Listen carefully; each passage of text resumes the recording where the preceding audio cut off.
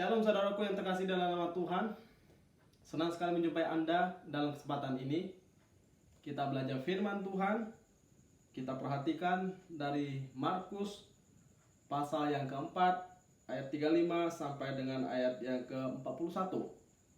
Di sana dikatakan, pada hari itu, waktu hari sudah petang, Yesus berkata kepada mereka, "Marilah kita bertolak ke seberang."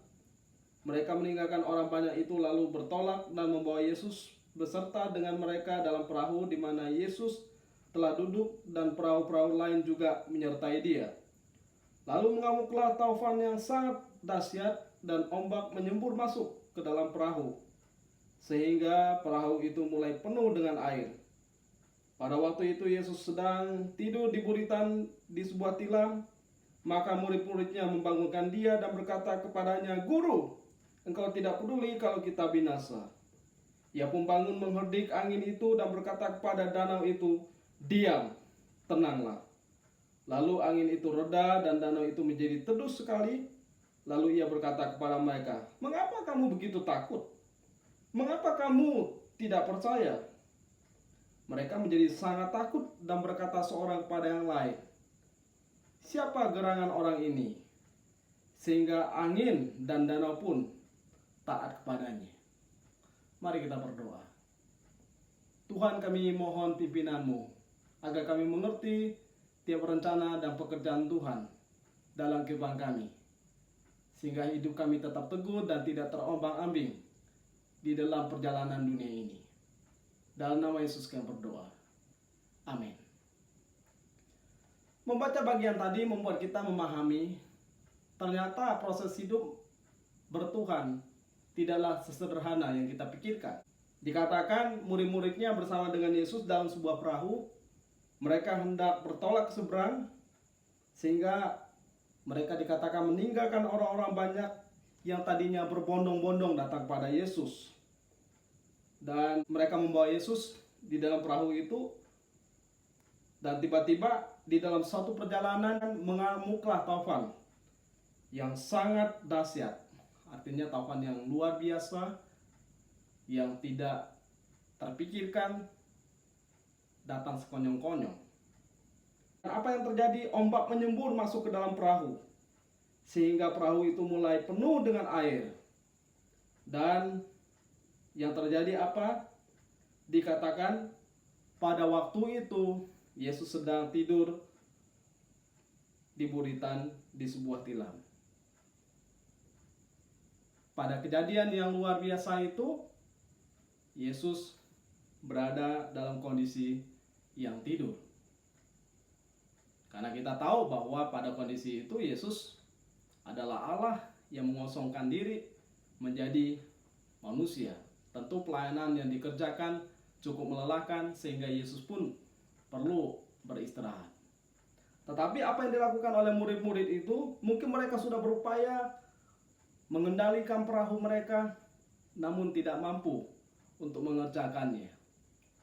Sehingga di dalam perjuangan yang berat, akhirnya mereka pun membangunkan Yesus dan berkata kepadanya, "Guru, apakah Engkau tidak peduli kalau kita binasa?" Kalimat ini menarik. Kenapa menarik? Yang pertama, mereka adalah murid-murid yang sudah terbiasa di danau. Mereka latar belakang penjala ikan. Tentu mereka tahu bagaimana cara menghadapi taufan, ombak, gelombang, dan semburan daripada air itu. Tentu mereka tahu bagaimana mereka harus berbuat. Tetapi kalau ini mereka angkat tangan, mereka tidak mampu, itu menunjukkan bahwa apa yang terjadi selama ini belum pernah terjadi. Dan kali ini mereka menghadapi suatu kenyataan. Bersama dengan Yesus ternyata tidak selalu kehidupan kita aman, tidak selalu kita berada dalam kondisi yang mulus dan lancar. Tetapi satu hal kita boleh belajar dari mereka. Dalam kondisi yang mentok, terjepit, jangan menyerah. Ada Tuhan bersama dengan kita. Namun menarik, orang seringkali datang kepada Tuhan kapan? Kalau sudah mentok, kalau sudah tidak sanggup. Sehingga dalam bagian ini menurut saya perkataan yang disampaikan adalah sesuatu yang indah sekali. Guru, apakah engkau tidak peduli? Kita ini akan binasa. Artinya kita sudah mau mati semuanya ini. Yesus bangun, segera berbuat sesuatu. Kalau belum situasi mencekam, menakutkan, kita anggap semuanya santai. Semuanya bisa dikendalikan oleh tangan kita. Apalagi kita yang punya ini dan itu. Kita tidak perlu Tuhan untuk mengerjakannya. Tapi kalau dalam kondisi yang sulit, dalam kondisi yang terjepit misalnya, waktu kita betul tidak ada uang, maka uang celengan pun itu sesuatu yang sangat berharga. Sama seperti kondisi sekarang ini. Waktu sehat, dulu kita merasa biasa-biasa saja. Tapi sekarang kita harus was-was. Kita harus banyak berdoa. Virus corona itu bisa mengintai siapa saja. Dengan kata lain, waktu kita berada dalam kondisi yang terjepit, baru kita sadar, ternyata kita bukan siapa-siapa. Kita membutuhkan Tuhan di dalamnya. Sehingga dikatakan dalam bagian ini, Yesus pun bangun mengherdik angin itu dan berkata kepada danau itu, diam, tenanglah. Lalu angin itu reda dan danau itu menjadi teduh sekali. Di tangan Tuhan tidak ada persoalan yang terlalu besar. Dunia ini ciptaannya, kita ini miliknya. Danau, ombak, dan semua alam ciptaan itu karya ciptaannya. Dan di sini kita melihat bagaimana semua ciptaan tunduk kepadanya. Dan di sini kita juga belajar, harusnya kita bisa tunduk pada Tuhan. Danau bisa tunduk, ombak bisa tunduk, taufan bisa tunduk. Harusnya kita mengerti tentang Tuhan sebagai ciptaan yang mulia, bisa tunduk, menghormati Dia, melayani Dia dengan sungguh.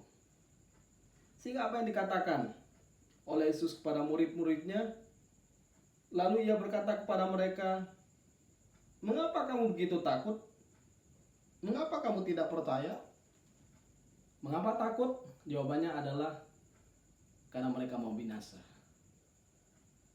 Mengapa tidak percaya? Jawabannya adalah karena mereka belum memahami tentang siapa Kristus di dalam kehidupan mereka.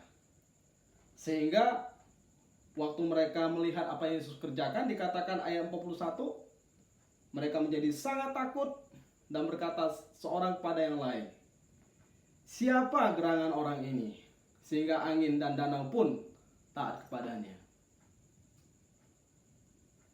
Melayani bersama dengan Tuhan cukup lama belum tentu membuat kita mengenal Dia. Melayani Tuhan dengan luar biasa tidak cukup bagi kita pun untuk percaya kepadanya. Sehingga tidak heran, di dalam situasi yang sulit, lebih banyak orang mudah untuk berdebat daripada bersandar pada Tuhan. Harusnya di sana kita bisa mengenal Tuhan lebih sungguh. Harusnya di sana kita bisa mengenal Sang Pencipta kita, pemilik hidup kita.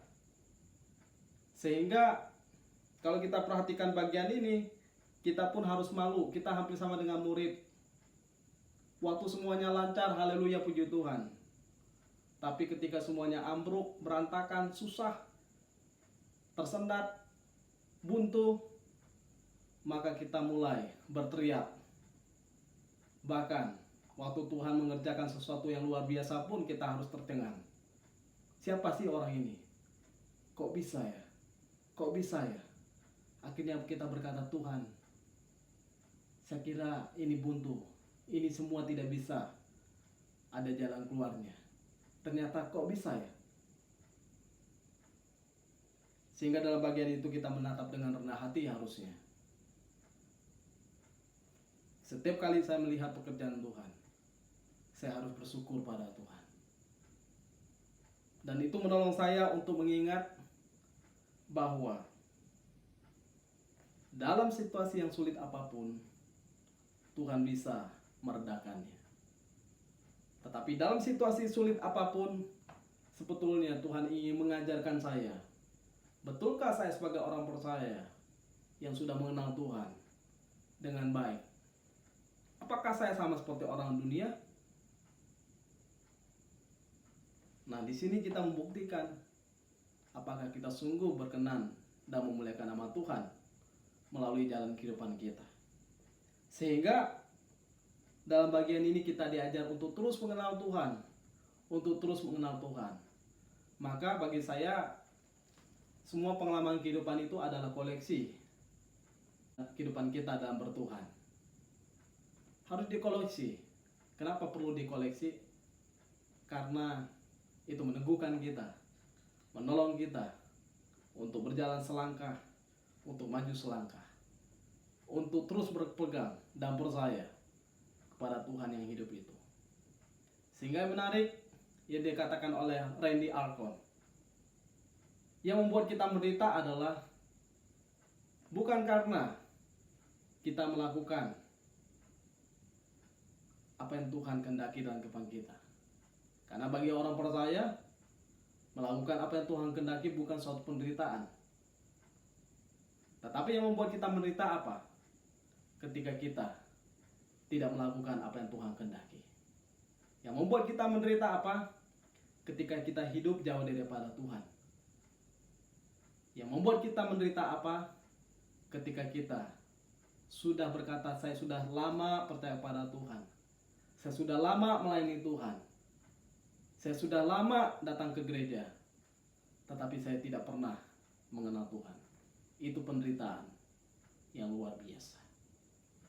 Kiranya firman Tuhan ini menolong kita untuk bertumbuh dan beriman teguh di hadapannya. Mari kita berdoa. Terima kasih Tuhan, pimpinan-Mu yang sempurna bagi kami hari lepas hari. Dan kami boleh melihat betapa lemahnya kehidupan kami kalau bukan Tuhan yang berbelas kasihan.